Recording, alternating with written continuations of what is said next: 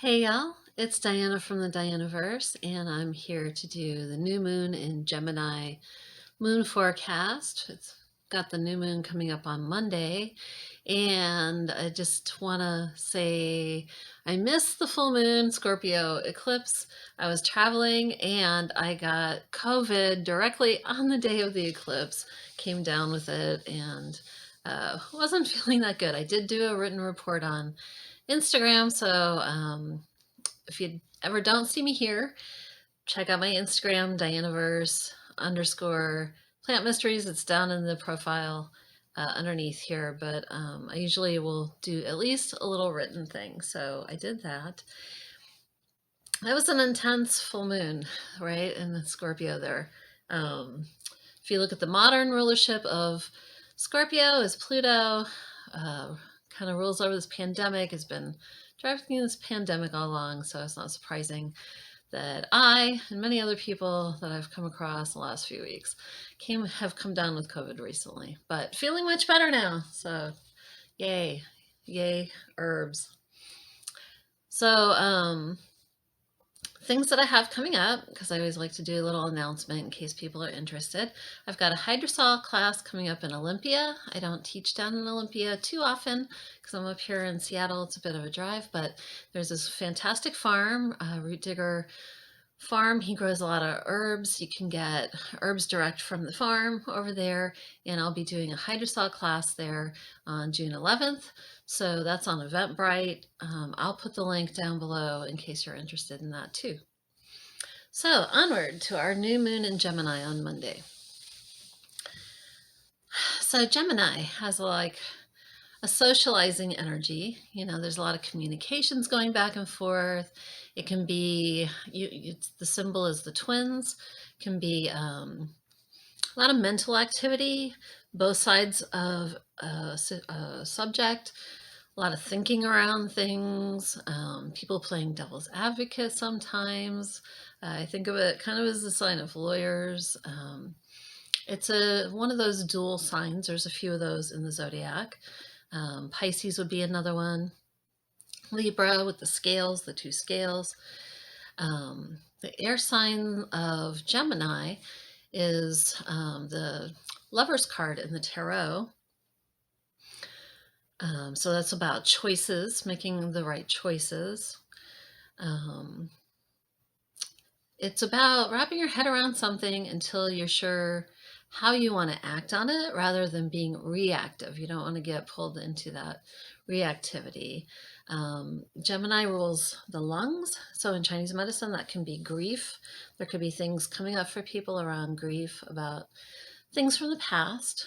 It can be polarizing. We've seen a lot of polarization. We had the nodes in Gemini and Sagittarius for quite a while. Now they're in Scorpio and Taurus. But I think we all kind of remember and are still a little on board with some of that polarization. So there can be a bit of that coming up. It's the beginning of the summer season getting started. If you think of polarization like yin and yang, you know, yin and yang, the Chinese symbol that's, if I can do that with my hands here, interlocking, it's polarized, but there's also, they turn into each other as they go around the cycles. And each, if you'll think of the symbol that you've seen, there's a little dot in each side that has the opposite side. Like the black side has a little dot of white in it, and the white side has a little dot of black in it. There's always some common ground, right, where we have some things in common. So it can be helpful to remember that if you get into a conversation with people. I know I got into a little political because I made a comment on Facebook, which I try not to do, but where the person just went way over the top with what I said, and I was like, I didn't really say that, you know. I was just pointing out certain aspects of that. So it can be helpful to try to tone down the reactivity. I'll get into why there's more reactivity here in a second with some of the other aspects going on. Gemini's ruling planet, Mercury, is retrograde right now, the infamous Mercury retrograde. and it's in Taurus, which is more of an earth sign. So it's like there's a little bit of gravity to our thoughts too. Like Taurus is our values. So people are thinking a lot about the values, and there's a lot of stuff going on in the world to kind of stimulate those thoughts. Mercury itself is in kind of the final degrees of Taurus. It was in Gemini and it's moved backwards, like to go over old ground. So it's like slowing us down just a little bit with our thoughts. Like Gemini can be quick, quick, quick, but since Mercury is retrograde, it is slowing us down just a little bit to go over if we really said things the way we meant to say them, because sometimes we throw something out and we mean it, but maybe we haven't thought through how somebody else might take that. We've got the new moon is when the sun and the moon are together. They're conjunct in the sky. That's why we can't see the moon, because the sun's kind of blocking it out from Earth's perspective, where Earth is like in the way. So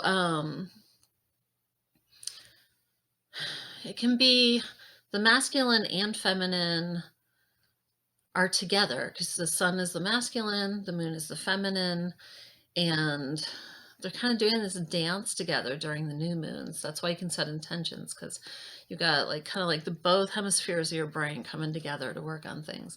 So I would suggest exploring those. Like if something hits you with a knee-jerk reaction this week, just kind of exploring the other side of that. Like if you're normally very active about things and something is taking too long, maybe someone's being passive, like try to look at it from their point of view. Or if it's the other way around, let's say you're waiting for someone else to instigate things to get going. Maybe you want to think about what that would look like if you were going to choose your actions on that. And find both the masculine and feminine within ourselves, like a balance with action and receiving action. So that's one thing to think about. Now we've got Mercury is going to be sextiling Neptune and Pisces. Mercury's aspecting a bunch of stuff right at this new moon. So that can be about like your intuition. Intuition is coming in strong. Sextile is a positive aspect. So intuition about the things that we think we want to do, right? Or you just kind of feel like, oh, I need to do this about it. Slow down again, Mercury retrograde, but also Mercury is squaring Saturn in Aquarius. So that's like Earth and air, Saturn in Aquarius. Mercury is also in Earth, so it can be kind of like being between a rock and a hard place in some ways. Like you're feeling what you want to do, but you don't see how that's going to work. Like in reality, the reality just doesn't seem quite as positive. So that can be a little point of tension that comes up where people are like, yeah, I want to do this, but I don't quite see how that's going to work. And it's just, Saturn in Aquarius is a more forward-looking sign. So it's finding those like unique solutions. You might have to think outside the box a little bit, or take a little leap of faith. So Mercury is also trining Pluto. So we have the power to see the bigger picture and understand things on a deeper level. It's not an easy way to change things through Pluto. Remember when I said that in my last forecast, I think, the eclipse was going to be a longer reaching thing than just the period of time that it was, because things are going back over that same degree point. This new moon is taking place, or Mercury, I think. Either the new moon or Mercury. I don't have my computer on in front of me. Are going over that like 25-degree point where the eclipse happened. So it's going to keep getting reactivated into, I think it was 25. Things will keep going over these points and keep kind of like working on some of these problems and things that we want to change.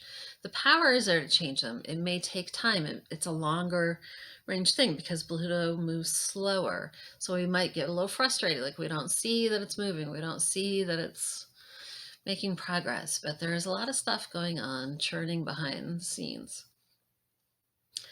And the sun is sextiling Mars and Jupiter. Mars and Jupiter are conjunct. So we want to take action. We want to be inspired. Mars is like, let's do it. You know, like Nike, just do it. And then Jupiter is like inspiration and like everything being bigger. Could learn a lot more about some of the things that we're interested in. And there's a lot of movement there of energy. Just there's a few planets that are kind of slowing that down so that we don't just, you know, take off running and trip. So if you get slowed down a little, don't let it stop you. Look for what's underneath, like what needs to adjust in order to make that forward movement. And then we have Mercury. Well, I already talked about Mercury's crossing that. It was Mercury. I wrote it down. Okay. Mercury crossing Scorpio at that eclipse point. Conjunct the North Node as well. So the North Node is it's kind of a magical point. It's where the eclipse points are with the moon in its orbit and where that crosses the orbit of the Earth. But it seems to be like a sort of almost magnetic. There's two of them. That's why we have two nodes, south and the north.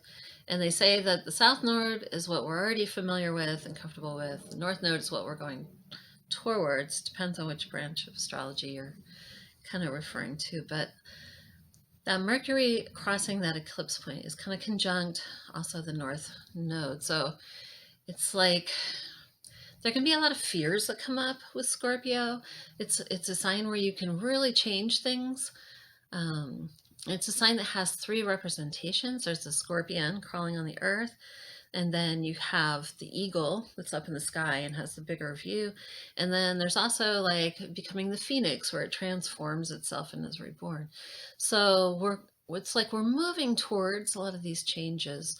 It's just Scorpio, if you're looking at the modern rulership of Pluto, it's a slower moving process. This is unfolding over a few years. So this is the kind of thing where we'll look back and we'll see the changes, but in the heat of the moment, it's not always easy to see that. So the plants that I'm doing at the moment, because I'm trying to recommend things to you guys that I'm kind of intuiting and using myself, is I'm doing nourishing stuff because there's all this earth energy and nervous system energy, and it can really help to support yourself with some nourishing herbs. So I've been adding ginseng to my morning tea. I've also been using jujubes, which are a Chinese fruit. You could also use dates for that, like make things with dates, not necessarily tea, but you could just eat dates. That's the easiest way, right? Or you could grind them up with nuts, make little nut balls. That's always yummy.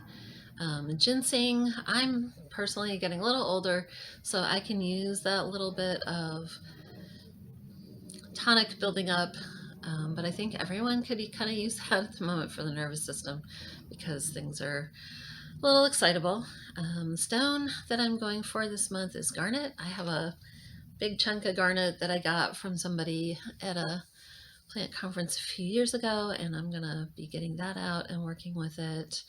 A note on the stones, I suggest crystals and stones because I really like working with them. I'm not really buying them these days because I've been somewhere where people were literally digging up a mountainside under living trees to get at crystals, and that was a little painful to see. I've kind of rethought it, but I am stewarding the stones that I already owned. You know, I already have them. So I'm trying to be a good host for them and work with them. And I also still will pick up just like stones that I like right on the top of the ground because they say they want to come home with me. I know this sounds woo. I really like rock energy. I think it's very stabilizing and